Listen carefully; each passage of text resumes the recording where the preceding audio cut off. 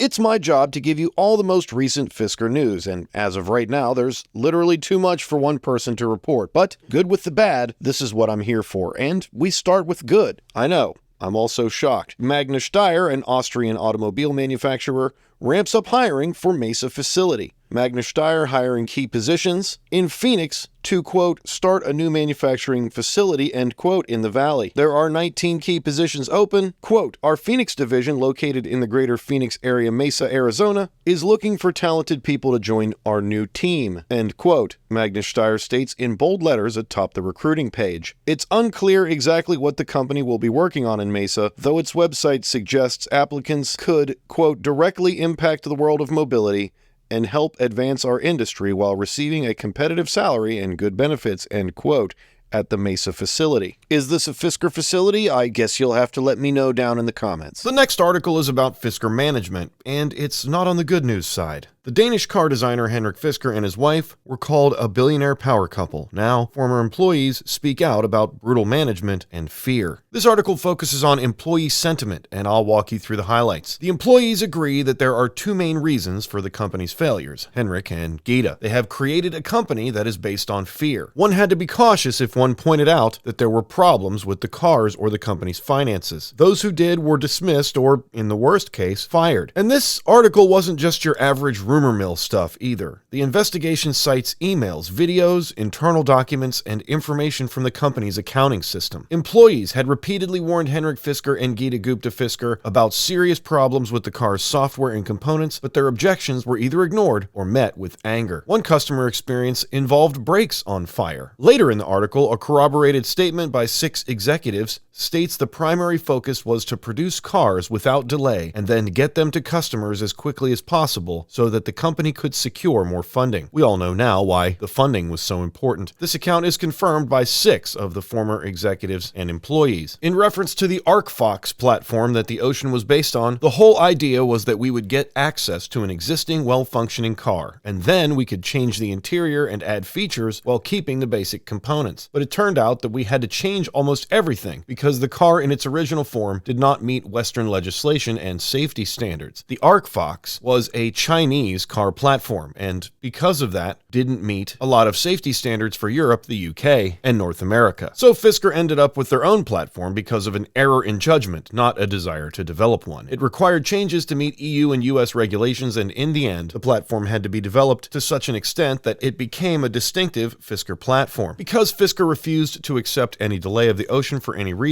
suppliers for the Ocean parts were decided based on who could deliver the fastest and cheapest, arbitrarily by Gita Fisker. And the quote-unquote sourcing council, consisting of Fisker engineers and Magna team members who were supposed to source the parts, were ignored. It was impossible to change her mind. She didn't listen to us. It was all about money, and the decisions she made ended up costing the company dearly. They ended up with subcomponents for the cars that did not have the correct software and technical specifications, the employees say. We knew well that the key had major problems because it was running on unstable software. We tried to make Gita aware of the problems, but we were dismissed with an explanation that it would be fixed later. It didn't happen. And now there are car owners who have to replace the battery in their key every 14 days, says a former executive. Concerning software, there was an internal struggle between employees and Henrik Fisker and Gita Fisker. They tried to convince their bosses that the cars had too many problems with their software and safety to be released to customers. This included issues with the regenerative braking, door handles that did not work, and a fault in the driver's seat sensor. And of course, the story after production started is well documented by us, the community. Finally, the article references a feverish sales push as customers started to request their deposits be refunded in the fall of 2023. Most of the people I called were angry, and that's when I realized that all these people were no longer interested in the car. They just wanted their deposit back. We were asked to make a note in the system if people wanted their money back, and then they were called again and again in an attempt to persuade them to buy the car anyway, even though they were completely adamant and just wanted their money back. And that's all for this article and for this video. Just a quick update to keep you in the loop. Join Patreon or become a YouTube member for early access to upcoming videos. I'm working on a really important video at the moment, and it should be available in the next couple of days. It's a doozy. Make sure you subscribe so you don't miss it. Thanks for watching.